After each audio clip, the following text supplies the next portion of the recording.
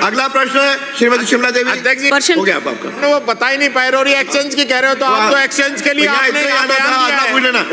एक मिनट मानिए, एक्सचेंज के लिए तो मंत्री ने बयान दिया है। प्रश्न संख्या 358। शिमला देवी, माननीय मंत्री जी, आपदा प्रबंधन हो गया। एक प्रश्न पे 10 मिनट हो गए, 10-12 मिनट एक प्रश्न से ज्यादा नहीं दे सकता। उन्होंने प्रश्न पूछा, राजिए जवाब आप चैम्बर में पूछा, जवाब बाद में पूछा ना। हाँ, इतना तो अध्यक्ष महोदय जी, मैं आपके माध्यम से 1 घंटे में नहीं आएगा तो 1 घंटा एक प्रश्न चलाऊंगा क्या? प्रश्न संख्या 358 उत्तर आ गया। मैं मंत्री जी से पूरक प्रश्न पूछना चाहती हूँ। हाँ जी, क्या प्रधानमंत्री फसल बीमा योजना के अनुसार नियमानुसार समय पर बीमा कंपनी के द्वारा भुगतान नहीं किए जाने पर किसानों को बीमा कंपनी के द्वारा ब्याज सहित भुगतान किए जाने का प्रावधान है क्या? अगर हाँ, तो अब तक बकाया भुगतान में कितने किसानों को ब्याज सहित भुगतान किया गया? अगर नहीं किया गया तो फसल बीमा कंपनी के खिलाफ आप क्या कार्रवाई करेंगे? माननीय मंत्री जी। माननीय अध्यक्ष महोदय, मैं माननीय अनूपगढ़ से आने वाली सदस्य को प्रधानमंत्री फसल बीमा योजना अंतर्गत विधानसभा क्षेत्र अनूपगढ़ में ये खरीफ 2021 से रबी 2023-24 तक भुगतान किए गए बीमा क्लेम व शेष किसानों का विवरण जो इनको पूरा उत्तर के अंदर दिया गया 21 से लेकर के 24 तक की पूरी सारणी है।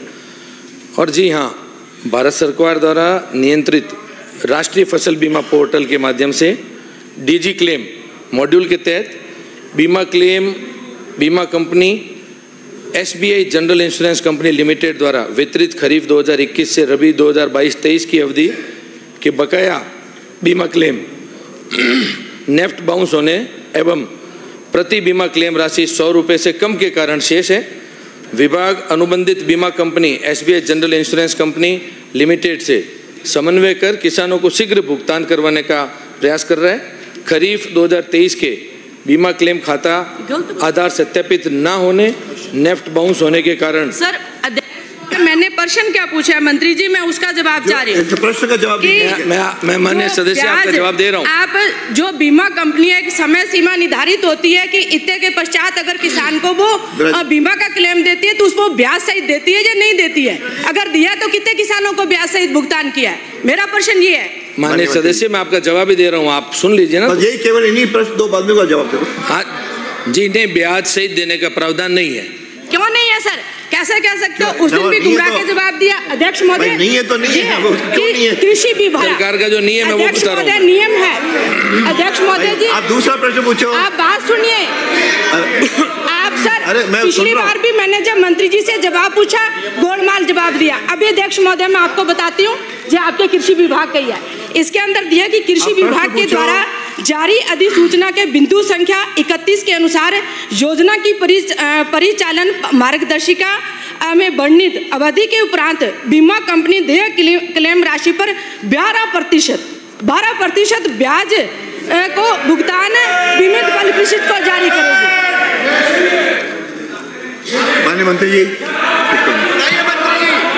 माननीय अध्यक्ष महोदय, मैं आपके मार्फत सदस्य को बताना चाहूँगा, क्योंकि यहाँ पर मैं आपको स्पष्ट इसी जवाब के अंदर कर रहा हूँ कि यहाँ पर जो भी किसानों का जो लंबित होता है उसका कारण नेफ्ट बाउंस के कारण होता है और तुरंत ही उसके बाद में बीमा कंपनी वहाँ पर गांव के अंदर जाकर के उनके वापस बैंक के खातों की जानकारी लेकर के उनको तुरंत देने का प्रावधान है। और ब्याज सहित नहीं दिया जा रहा क्योंकि टेक्निकल इश्यूज के कारण भी लंबित होता है। ये अभी भी जो आपका जो सवाल है, आपका एक ही पटवार सर्कल 21 MD के अंदर ये आपका जो लंबित है, मैं आपका जवाब के बीच में आप पूछे जा रहे हैं। जो खरीफ 2023 बीमा क्लेम खाता आधार सत्यापित न होने नेफ्ट बाउंस होने के कारण लंबित है। विभाग अनुबंधित बीमा कंपनी सेमा जनरल इंश्योरेंस कंपनी से समन्वय कर किसानों को शीघ्र भुगतान करवाने का प्रयास कर रहा है। रबी 2023-24 में देय बीमा क्लेम का भुगतान डीजी क्लेम मॉड्यूल के तहत वितरित किया जाना प्रक्रियाधीन है। अगला प्रश्न है